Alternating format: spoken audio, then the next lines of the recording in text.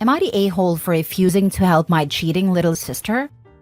Back when I was 10 years old, my mom cheated on my dad with his then best friend, which led to them having a nasty divorce. My mom almost immediately after finalizing it went and married a guy, which drove my dad into huge depression and ultimately ending himself. I was the one who found him after I came home from school at 12 years old. The sight traumatized me for years to come and has made me despise my mom and the idea of cheating and any cheater. Fast forward 14 years later, and my little sister's husband found dozens of videos and pictures of her with multiple different guys, including some of his and my friends. And that led to them having a huge fight where he ended up throwing her out of his house. And so she came running back to me for me to take her in, and I refused. She called me a huge a-hole, and I told her to shut both her mouth and legs up and to go to mom and let her deal with this, since she knows a thing or two about cheating. And she left. Now her husband has filed for divorce and I fully support him. I have absolutely no sympathy for cheaters, and that includes my own sister. Now for the top comments. My sister cheated and I refuse to help her. I help her children and provide a safe place for them. But her? No. I'm also still in a good place with my former brother-in-law. He's still my family. Definitely not the a-hole. I cannot imagine how traumatizing that was to find your dad. I'm so very sorry. Not a-hole. Seems the apple doesn't fall far from the tree. Sister learned that crap from somewhere. Good for you for not going down that path and refusing your sister. I loved my sister with all my heart, R.I.P., but I would not have condoned her cheating. I don't condone anyone doing it. I watched my mama go through that crap with my dad and my stepdad. I'm jaded AF when it comes to relationships for that reason. Stay strong and cut them freaking friends off. Good on you for that. Your sister sucks, your mom sucks, and you are right to not help her. She made her own choices even after your mother and father's history. So knowing that, you shouldn't help her when it's obvious you would have someone you will hate living with you, as she reopened your old wounds by cheating like she did. You did everyone a favor here by refusing her.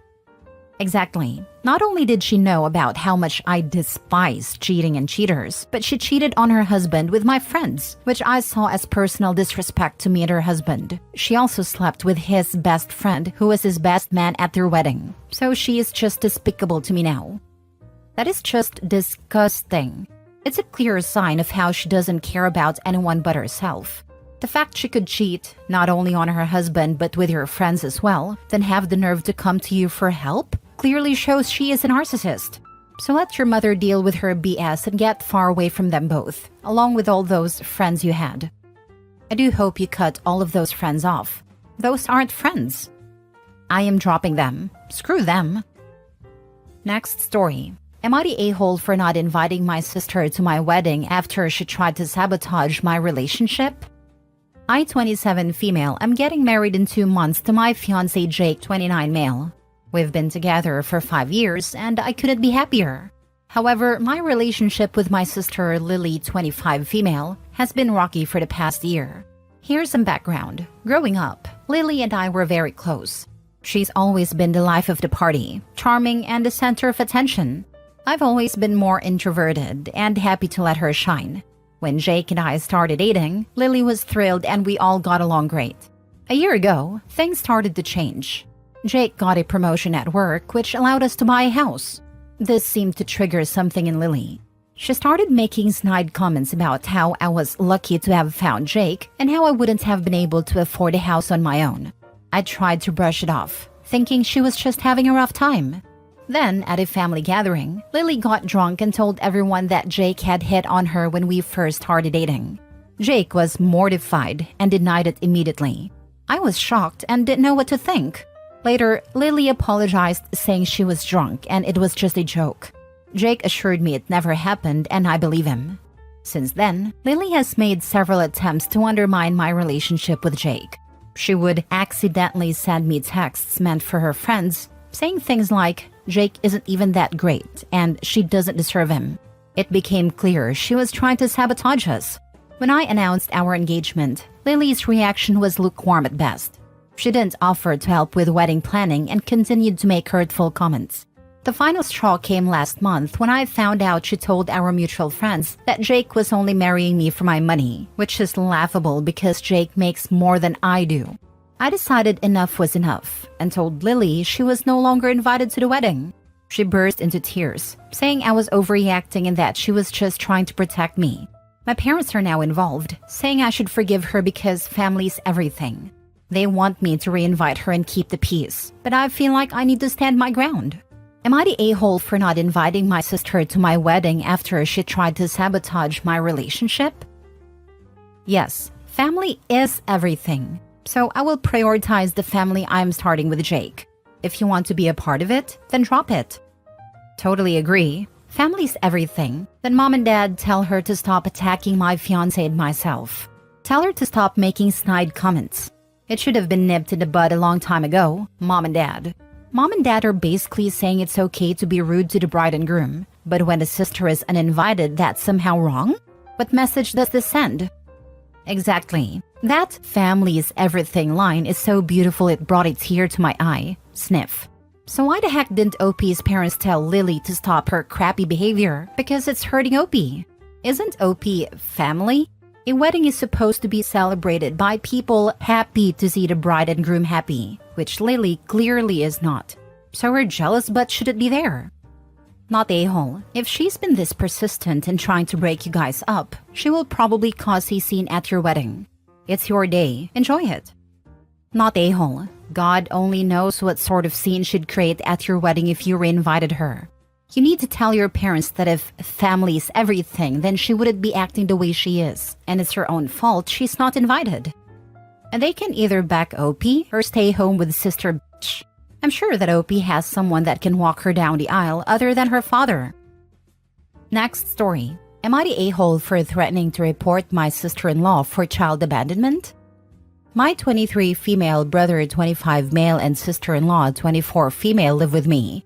They had a baby in December 22, and I expressly told them I wouldn't be able to watch him unless previously asked to. I wouldn't watch him for anything short of an absolute emergency, unless they had asked earlier and I'd agreed. All of this was said and agreed upon before he was born. Well, about 2 months after he was born, they started asking me to take him for a minute, then they'd leave. At first, it was short periods, but it gradually got longer and longer until I reminded them about our agreement. It stopped for a while, but eventually they started doing it again. This process repeated on and off until the baby was about 6 months old, and I decided I'd had enough. So my sister-in-law asked me to watch the baby for a minute, her exact words, and I told her, okay, I have plans in a bit though, so I can't watch him for long. She told me it wouldn't be long and walked out of the house. About 20 minutes passed and she's still not back, so I called her. She said she was about to walk into a movie and would call me when it was over. No? So I tell her, I have a job interview, and I have to leave in 20 minutes. If you're not back by then, I will leave him in his crib and call the police to report an abandoned child. She arrived just as I was leaving the house, and they've never left him with me like that again. But I still get so much crap during holidays and such when the entire family is together. My mother also complains that she now has to watch him for the last-minute stuff they want to do. So I have to know, am I the a-hole? Edit to say, we all live in my parents' house together. I have lived there for almost 4 years, and they only moved in just before the baby was born. So I have the habit of calling the house mine when technically it is not. To clarify, my parents do not live with us. They have an apartment. My parents were in the apartment way before I moved into the house. After we all moved out, they downsized and rented the house out.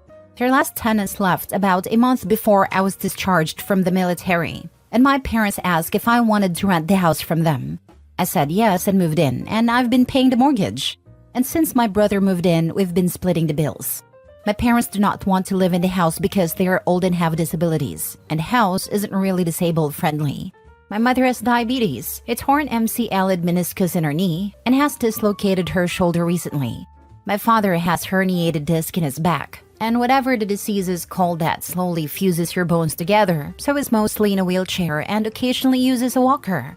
The house is not designed for wheelchair use, so he can't even get to the bathrooms. He can only get to the living room and kitchen. Not the a-hole. They were exploiting you and you enforced your boundaries. Good for you. By the way, living with you, does that mean your apartment? Then give them a deadline to leave. Technically, we're living in my parents' house, so my parents make the call of who leaves and who goes. I've just lived in the house significantly longer, so I have the habit of calling it my house when it's technically not. Okay then, they're there to stay. But you are not their slave. And I find it significant that your mother is now complaining that she has to watch her grandchild. To whom is she complaining? To them or to you? Why is your family agreed that they need help but unwilling to provide it and willing to force you to do it? She complains to me. She has never complained to them about anything they've ever done to upset her. It has always been me. You didn't create this child. She is selfish for blaming you.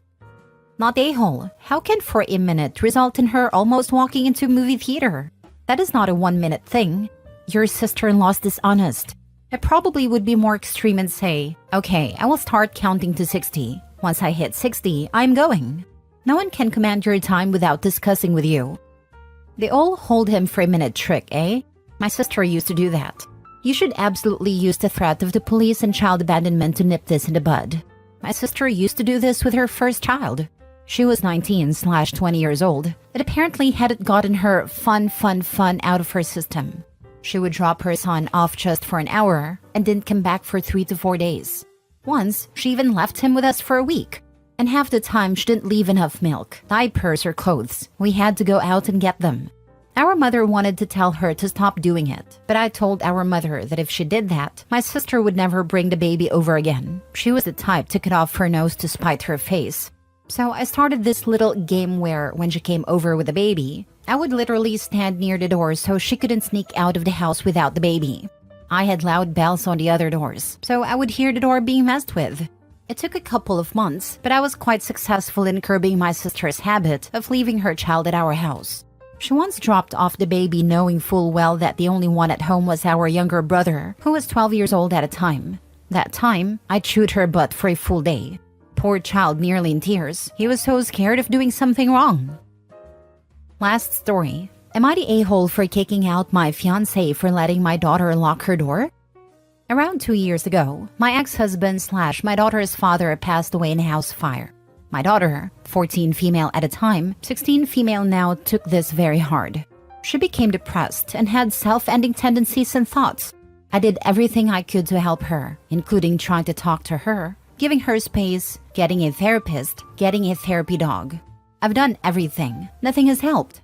About 10 months ago marks the first time she had an attempt on her life. She had a door locked, and I wasn't able to get in the room for about 20 minutes. If I had waited longer, she may not have survived. To prevent this happening again, I took the locks off her door. Just to clarify, I never walk into my daughter's room, or anyone's, without knocking and allowing them to say I can come in, so it's not a privacy issue. My daughter has since then had one more attempt on her life, and I still haven't given her the locks back. About 2 weeks ago, my daughter asked me to let her have a door lock again. I explained to her why I won't let her have one, and she got upset and stormed off. 20 minutes later, my boyfriend/fiancé of 4 years, who has gotten very close with my daughter, asked me if I could give her a chance. I told him that if I do give her a chance and something happens to her, I would never forgive myself for it. We got into a pretty big argument about it, but it ended, and I didn't let her lock the door.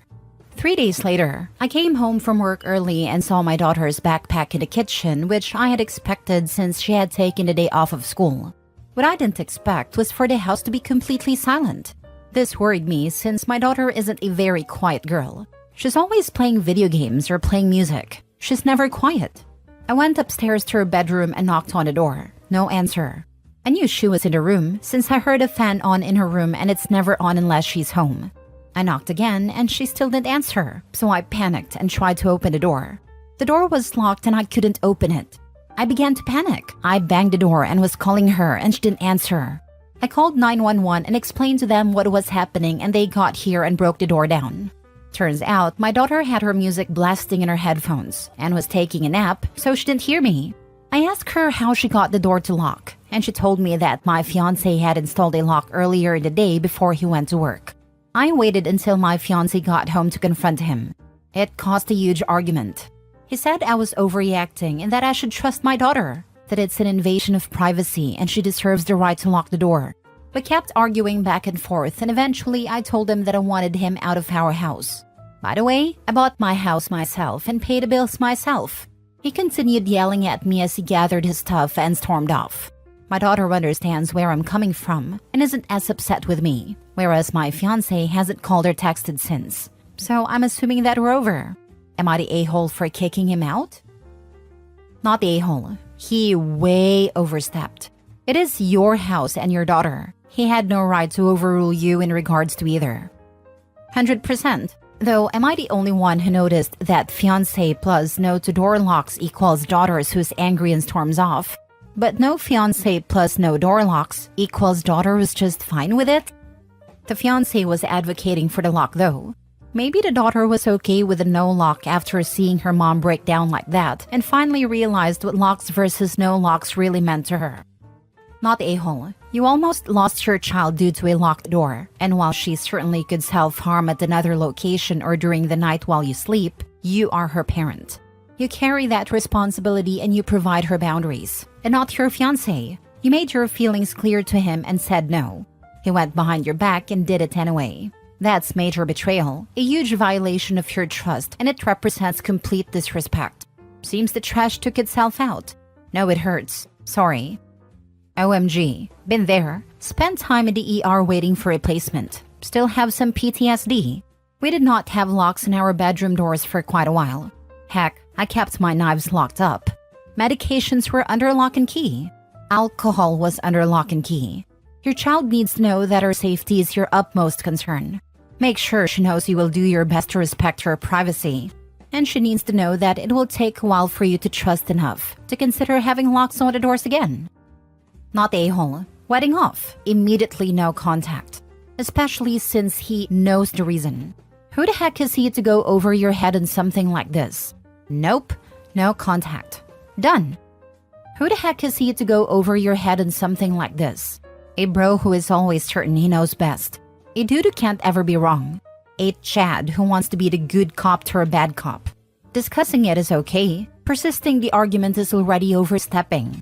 Going behind her back to do it anyway is the point of no return. A nuclear option. I sincerely hope she drops this turd in the nearest toilet and flushes. Otherwise, she can expect more of the same for the duration of their relationship. For very far future consideration, most interior locking knobs, not deadbolt types, have a simple pin bypass to unlock. No key necessary.